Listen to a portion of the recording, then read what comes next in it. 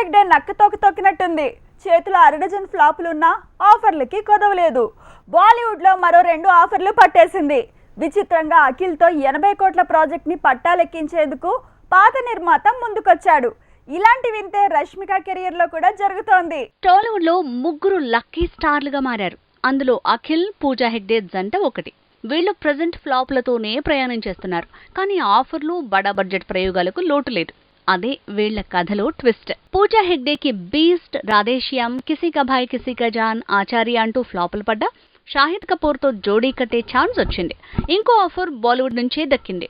ఇప్పుడు అఖిల్ కి కూడా ఇలాంటి మిరాకిలే జరిగింది. ఏజెంట్ లాంటి 80 కోట్ల బడ్జెట్ మూవీ రిలీజ్ అయిన 2వ రోజే ఫ్లాప్ అని తేలింది. దీంతో ఇక అఖిల్ ఫ్యూచర్ కష్టమే అన్నారు. కానీ ఏమైంది? 100 కోట్ల ఆఫర్ తగిలింది. ధీరా అంటూ అఖిల్ సోషియో ఫ్యాంటసీ మూవీ చేయబోతున్నాడట. ముగ్గురు బాలీవుడ్ హీరోయిన్లతో జోడీ కడుతున్నాడట. ఇక బడ్జెట్ 100 కోట్లని యువి క్రియేషన్స్ ఈ ప్రాజెక్టు పట్టాలెక్కించనుందని తెలుస్తోంది. ఇలానే ఫ్లాప్లు వస్తున్న టైంలో కూడా ఓ ఊపు ఊపేస్తోంది రష్మిక మందన్న. Mister Majnu flop. ఇక Hindi movie good bye flop అయిన రష్మికకు ఒకవైపు పుష్ప 2 ఉంది, మరోవైపు రణబీర్ యానిమల్ ఉంది. ఇది చాలదని ఇంకా తమిళ స్టార్ అజిత్ తో, అలానే కన్నడ స్టార్ యష్ తో జోడీ కట్టే ఛాన్స్ వచ్చిందట.